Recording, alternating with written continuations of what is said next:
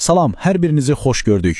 Gəlin bugün birlikdə təhsil sahəsinin ən çox müzakirə olunan mövzularından birini, məktəblərdəki yaşıl, sarı, qırmızı kart sistemini, necə deyərlər, A-dan Z-yə bütün detalları ilə açaq.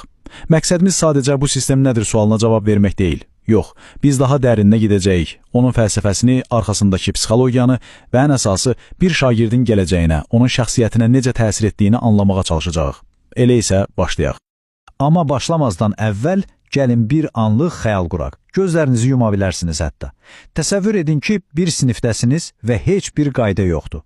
Müəllim lövhədə nəsə izah etməyə çalışır, amma kimə? Arkadakılar gülüşür, bir-birinə nəsə atır, biri durub sinifdə gəzişir, o biri telefonla oynayır, müəllimin səsi bu xaosun içində sadəcə itib batır. Yaxşı, bəs tənəffüs, dərizlər sanki döyüş meydanıdır.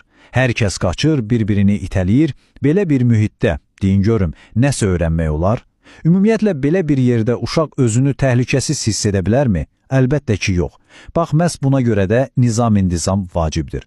Amma elə bir sistem lazımdır ki, o şagirdi qorxutmasın, onun şəxsiyyətini əzməsin, əksinə ona məsuliyyətli olmağı öyrətsin.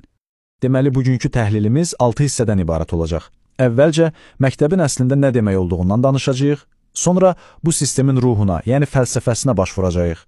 Üçüncü hissədə praktikaya keçib kartların hər birinin nə işə yaradığını detallı şəkildə öyrənəcəyik.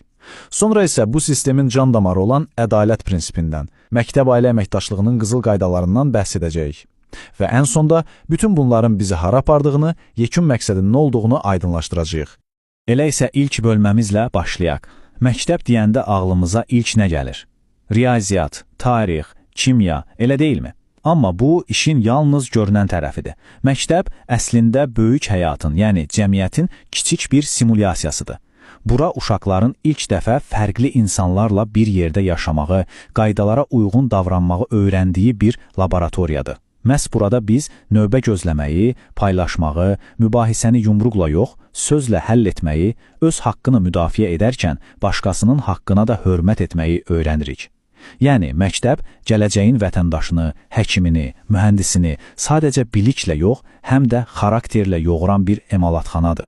Gəlin bir daha o qaydasız mühitə qayıdaq və onun nəticələrinə konkret baxaq. Deməli, birincisi, tədrisin keyfiyyəti dərhal aşağı düşür. Təsəvvür edin, 45 dəqiqəlik dərsin yarısı sakit olun, danışma deməyə gedirsə, müəllim nə vaxt dərs izah etsin, nə vaxt suallara cavab versin. Mümkün deyil. İkincisi, psixoloji gərginlik yaranır. Sakit təbiətli uşaqlar o səsküydən qorxur, dərsə köklənə bilmir, müəllimin özü də tükənir.